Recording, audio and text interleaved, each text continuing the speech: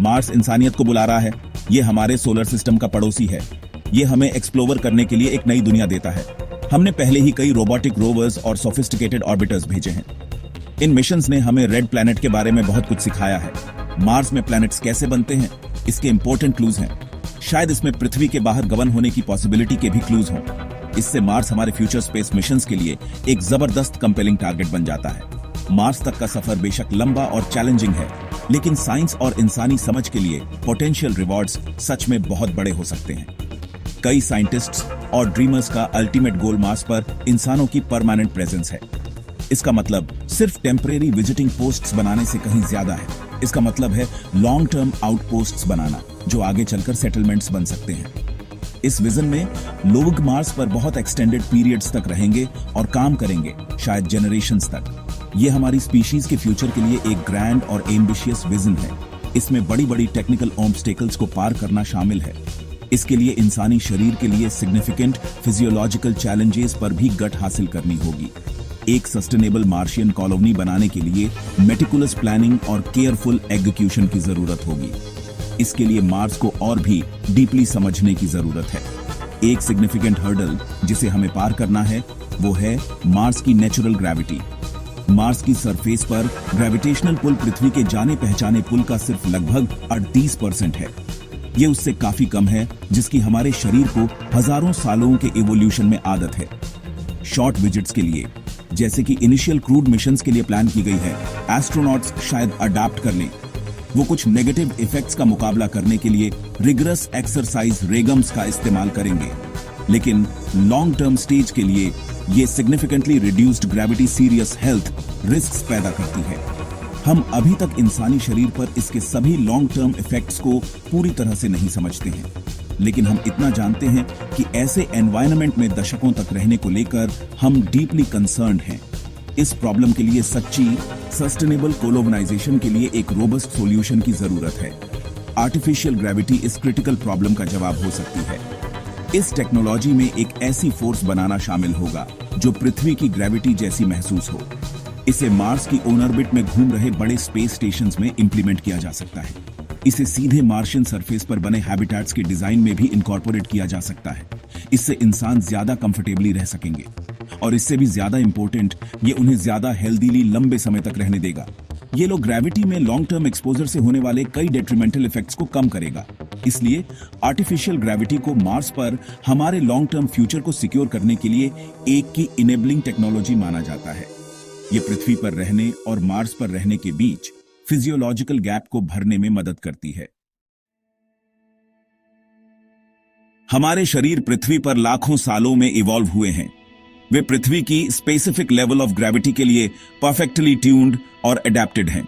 ये लगातार नीचे की ओर खिंचाव हमारी फिजियोलॉजी के लगभग हर पहलू को शेप करता है। ये हमारी हड्डियों की हेल्थ और डेवलपमेंट को सिग्निफिकेंटली अफेक्ट करता है। ये हमारे मस्कल्स की स्ट्रेंथ और एंड्योरेंस को इन्फ्लुएंस करता है। ये हमारे इंटरनल सिस्टम्स जैसे सर्कुलेशन के ऑपरेशन को भी गवर्न करता है। जब हम इस जानी पहचानी ग्रेविटेशनल फोर्स को हटाते हैं या काफी कम कर देते हैं, तो सीरियस प्रॉब्लम्स शुरू हो सकती हैं। इंटरनेशनल स्पेस स्टेशन पर रहने और काम करने वाले एस्ट्रोनॉट्स इसे फर्स्ट हैंड एक्सपीरियंस करते हैं। वे माइक्रोग्रेविटी की स्टेट में हैं, जो जीरो ग्रेविटी के बहुत करीब है। मार्स इससे ज्यादा ग्रेविटी देता है, लेकिन ये optimal long term human health के लिए अभी भी काफी नहीं है।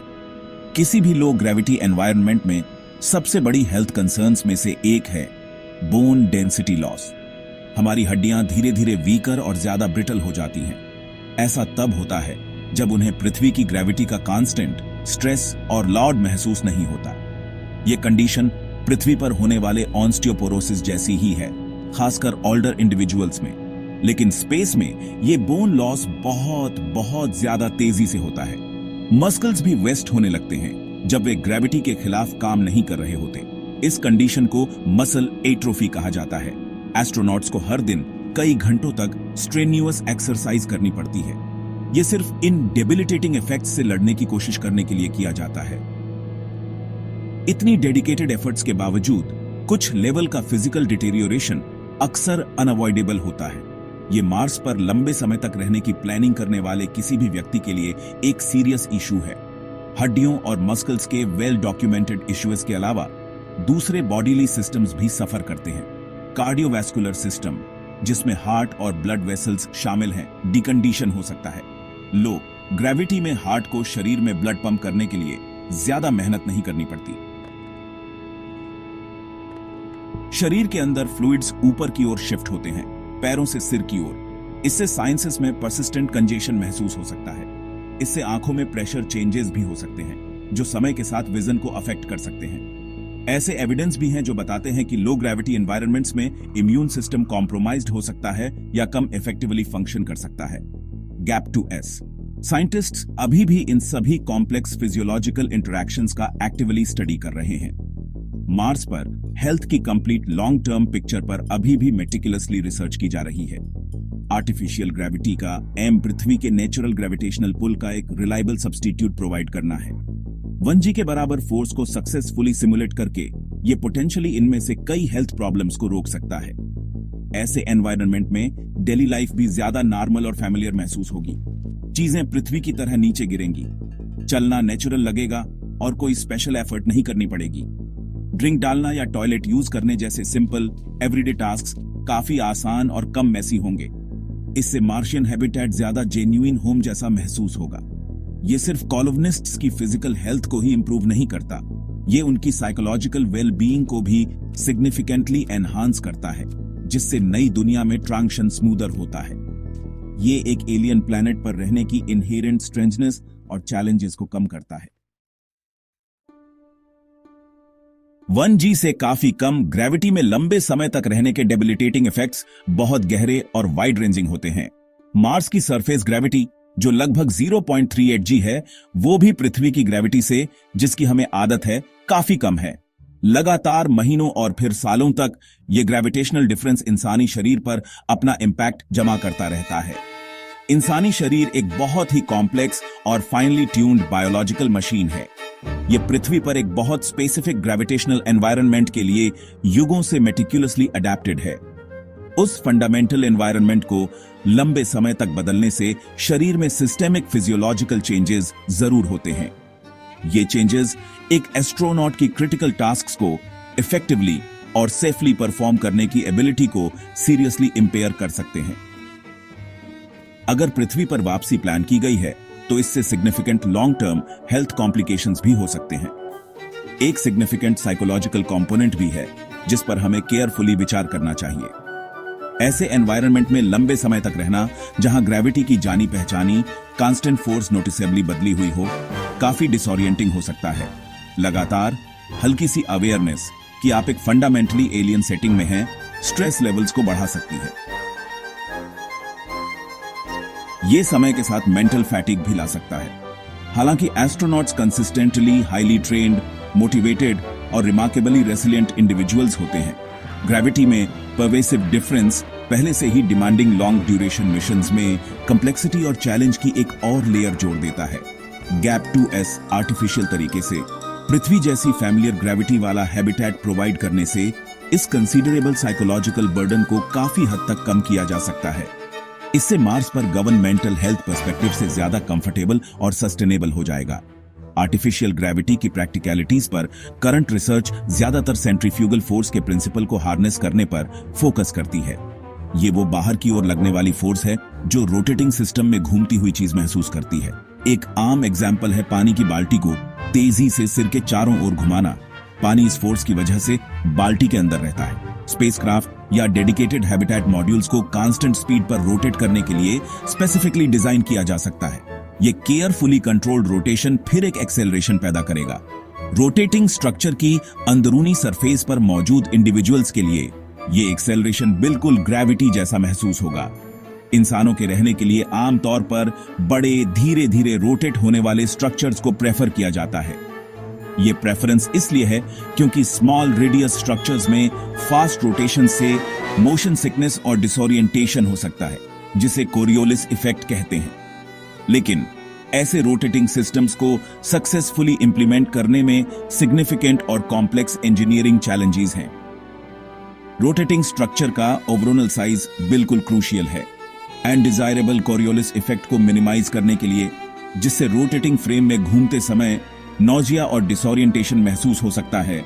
रोटेशन का रेडियस काफी बड़ा होना चाहिए।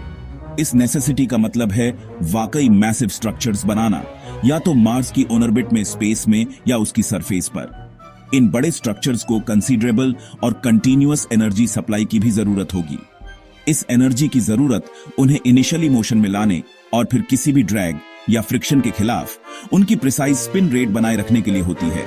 कंस्ट्रक्शन में इस्तेमाल होने वाले मटेरियल्स इतने स्ट्रांग होने चाहिए कि रोटेशन के कांस्टेंट स्ट्रेसेस को झेल सकें। रोटेटिंग सेक्शंस के लिए highly reliable, long lasting bearings और सील्स डेवलप करना एक और कॉम्प्लेक्स लेकिन वाइटल इंजीनियरिंग टास्क है। हम कॉन्फिडेंटली मार्स ग्रह की ऑर्बिट में घूमते फ्यूचर स्पेस स्टेशंस की कल्पना कर सकते हैं। ये शायद करंट इंटरनेशनल स्पेस स्टेशन जैसे छोटे क्रैम्प्ड आउटपोस्ट्स नहीं होंगे, बल्कि वे शायद बहुत बड़े पर्पसफुली स्पाइनिंग स्ट्रक्चर्स होंगे। शायद वे टोरस की तरह एलिगेंटली शेप्ड होंगे, जैसे कोई जाइंट व्हील या डोनट, या फिर उन्हें लंबे एक्सपेंसिव सिलेंडर्स के रूप में डिजाइन किया जा सकता है जो अपने सेंट्रल एक्सिस पर लगातार रोटेट करते हैं। इन मैग्निफिसेंट स्ट्रक्चर्स के अंदर इनहैबिटेंट्स को पृथ्वी की तरह ही कंफर्टेबल और फैमिलियर 1G एनवायरनमेंट मिलेगा। इससे ये स्टेशंस मार्शियन सिस्टम में सच्चे घर बन जाएंगे। वे sophisticated research hubs, vital interplanetary transfer points या मार्टियंस की नई जनरेशन के लिए परमानेंट रेसिडेंसेस के तौर पर काम कर सकते हैं। आर्टिफिशियल ग्रेविटी को मार्शियन सरफेस पर परमानेंट सेटलमेंट्स के अंदर भी अपनी जरूरी जगह मिल सकती है। हालांकि पूरे मार्स ग्रह पर लगातार उसकी नेचुरल 0.38G ग्रेविटी महसूस होती है। ह्यूमन हैबिटेट्स के अंदर स्पेसिफिक एरियाज को फुल 1G जनरेट करने के लिए इंजीनियर किया जा सकता है।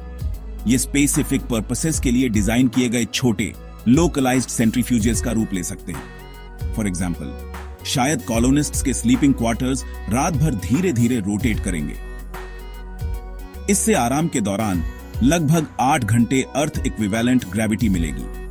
एक्सरसाइज फैसिलिटीज भी वर्कआउट बेनिफिट्स को मैक्सिमाइज करने के लिए इस टेक्नोलॉजी का इफेक्टिवली यूज कर सकती है।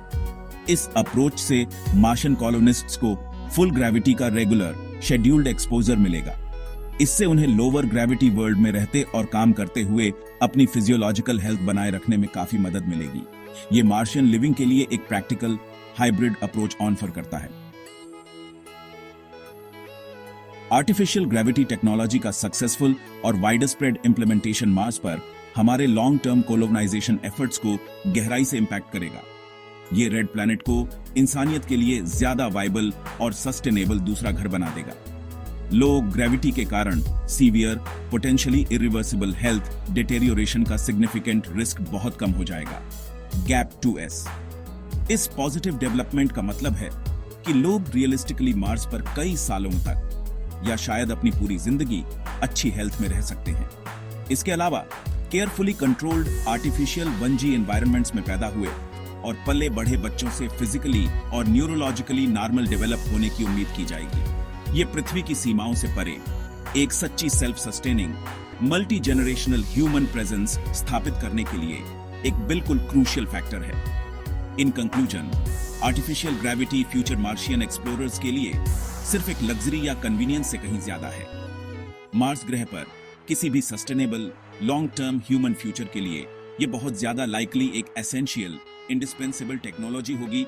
ये उन फंडामेंटल बायोलॉजिकल नीड्स को डायरेक्टली एड्रेस करती है जो हमारी स्पीशीज के टेरेस्ट्रियल एवोल्यूशन द्वारा अनगिनत सदियों से डीपली शेप हुई हैं। हालांकि मार्स डिस्कवरी और एक्सपेंशन के लिए टेंटलाइजिंग प्रोस्पेक्ट्स ऑफर करता है। इसकी इनहेरेंटली लो ग्रेविटी एक फॉर्मिडेबल बायोलॉजिकल बैरियर पेश करती है। इनोवेटिव आर्टिफिशियल ग्रेविटी सॉल्यूशंस के साथ इस सिग्निफिकेंट चैलेंज पर काबू पाना इफेक्टिवली क्रिटिकल गैप को भरता है। ये मार्स पर सिर्फ सरवाइव करने और वहां सचमुच थ्राइव करने के बीच का अंतर है। ये एक मल्टीप्लैनेटरी स्पीशीज के रूप में हमारी पूरी पोटेंशियल को अनलॉक करने के लिए एक की टेक्नोलॉजिकल कंपोनेंट है। ये सभी मार्शियन पायनियर्स के लिए एक हेल्दियर, ज्यादा रोबस्ट फ्यूचर सुनिश्चित करता है।